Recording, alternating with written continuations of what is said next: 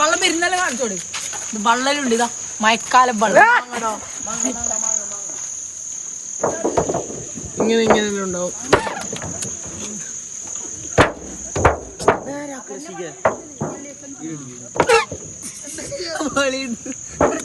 അങ്ങനെ ഒന്ന് ആയിക്കോട്ടെ. ഈ കാറ് ഇനി എത്ര കൊല്ലം അതിന്റെ ഉണ്ടാവും?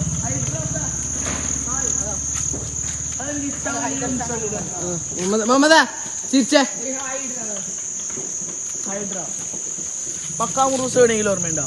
പിന്നെ ഇതാ നമ്മുടെ മദർസ് കിട്ടാ.